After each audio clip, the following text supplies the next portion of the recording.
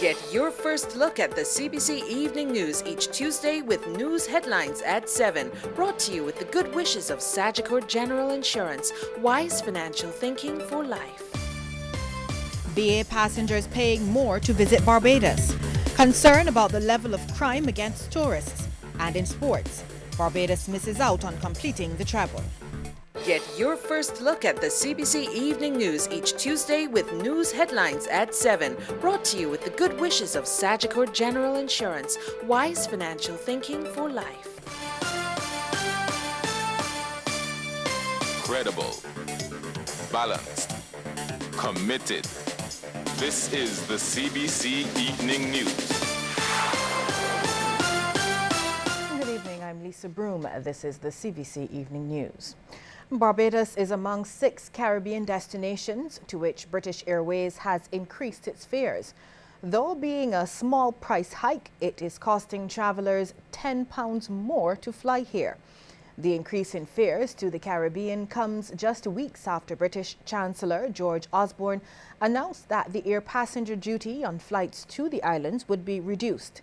The Chancellor announced that all long-haul passengers would pay the same tax as those flying to the United States from April 1st next year, which represents a savings of £64 for a family of 4 flying to the Caribbean. When contacted, British Airways told CBC News that the increase was in response to market conditions. In a brief statement, it says the airline continues to offer more flights to the Caribbean than any other UK airline and constantly reviews pricing to ensure customers get the best possible deal. It says the cost of flying to some Caribbean destinations with British Airways is lower now than 2 years ago. Fares to its other Caribbean destinations, Punta Cana, St. Kitts and Nevis, and Port of Spain, Trinidad, remain unchanged. The head of the Barbados Hotel and Tourism Association says crime against visitors is on the rise and efforts must be made to arrest the situation. BHTA President Patricia Afonso Das says the association is also concerned about harassment of tourists. She tells CBC News she is aware of a number of incidents in recent times.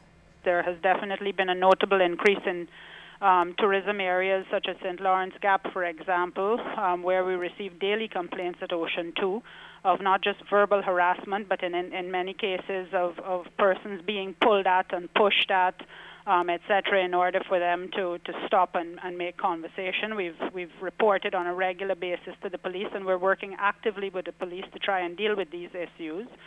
And the same goes true for reports that we're getting out of Bridgetown. Scammers could be a no-show at this year's Digicel Reggae Festival. That's according to organizers, who are confident that the introduction of a more secure ticketing service provider will pay off. With scammers taking a toll on some of last year's events, Fast Entertainment decided to take up an offer from TicketPal to handle the ticketing system. Fast director Al Gilks tells CBC News that the computerized management of tickets has helped them to mitigate those losses and save them quite a bit of headache over the issue. In addition to a regular security feature, it carries a barcode so that when you present a ticket, it's scanned and the computer determines or confirms whether or not it's a genuine ticket. If it's not genuine, it will show it's not being genuine, so you will have to go back for where you got it from. Once it's a genuine ticket, you go through, but it can only be used once. If you go and take that ticket and pass it back to somebody, when it's scanned again, it shows that it has already been used. Mr. Gilks believes the biggest test for TicketPal and the new system will be the marquee event of the festival, Reggae on the Hill. The Hill would be the biggest event that they would have had to deal with since the system has been in place in Barbados. And if it comes through that with flying colors as it did at the beach, I think it would be the future of ticketing in Barbados. And the Fast director says yesterday's Reggae on the Beach was a success and again went off incident-free. The next event of the Digicel Reggae Festival is Vintage Reggae on Friday at Kensington Oval. That's the event where a big ticketing scam was detected last year. Sean Farrell will give you a taste of the highlights of Reggae on the Beach later in the CBC Evening News.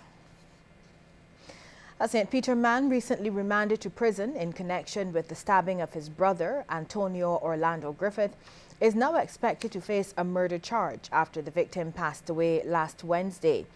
Julian Leroy Griffith, 38 years, of Colleton, was arrested and charged for serious bodily harm in relation to the injury inflicted on his brother on April 12th.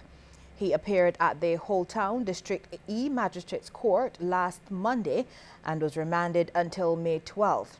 The two brothers were involved in a dispute on April 12th at their residence. Antonio was stabbed in the face. The Ministry of Transport and Works says it is not paying Preconco Limited to execute the Adopt a Kilometre project. In a statement today, the ministry said the wrong impression is being given about its role in the project, which it insists is being carried out at no cost to the Barbados government. The ministry also described Adopt a Kilometre as a private sector initiative sanctioned by the government, which will assist in the maintenance of the highway while generating about 500 jobs. The statement also revealed that Preconco first presented a proposal to government in 2012 to maintain the verges on the 44-kilometre highway from the Grantley Adams International Airport to the St. Lucie Parish Church. The ministry said under the Adopt a Kilometre project, the company will be prepared to approach Barbadian companies to each adopt a kilometre of the highway. CARICOM Ambassador Robert Morris has been accredited as Barbados' non-resident High Commissioner of Guyana. Mr. Morris presented his letters of credence to the President of the Republic of Guyana, Donald Ramotar, during a ceremony at his office recently. Ambassador Morris said Barbados and Guyana have enjoyed a long-standing friendship that is characterized by a shared vision, history, common desires, and a determination to nurture Caribbean unity. The High Commissioner said the two countries had signed the agreement for the deepening of bilateral cooperation in 2002 with a view to strengthening the traditional ties of friendship and association.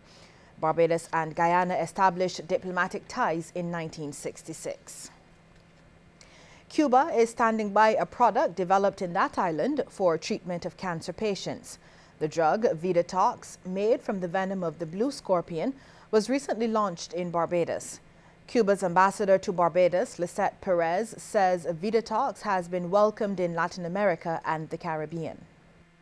Cuba is another example of how the willingness of our people, of our government, of our scientists to put on behalf of the region, even the Caribbean, of course, this result that had been a result of many of years of study in our country. And this is a very important thing for the Caribbean. The Vidatox is already in the Caribbean, in other countries of the Caribbean, like Jamaica, St. Lucia, and others. General Manager of the distribution company La Medica Barbados is Sheldon Brown. He says his company is excited about introducing Vidatox to Barbados. This is our first shipment of the drug. We brought in 60 bottles. And as Dr. Shazad said, that each bottle for a patient will last about 2 to 3 months. We are very excited to be working alongside the Cuban government and the Cuban drug pharmacies as well, drug companies as well.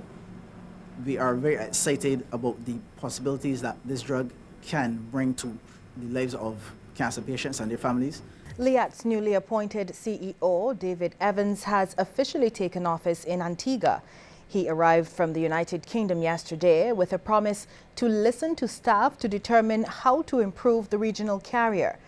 Mr. Evans says his 35 years in the airline business have taught him that there is no monopoly of wisdom in the CEO's office.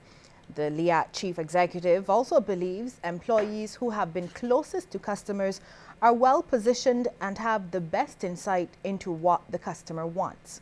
Turning to LIAT's refleeting process, Mr. Evans says the new ATR aircraft represent a major opportunity to enhance the in-flight experience. He added that LIAT's route network makes it a very attractive partner to international carriers. He says the focus will be on what LIAT does well and what can be done better. Mr. Evans was once responsible for the Caribbean when he was area manager for British Airways. He has also served a number of airlines in several regions.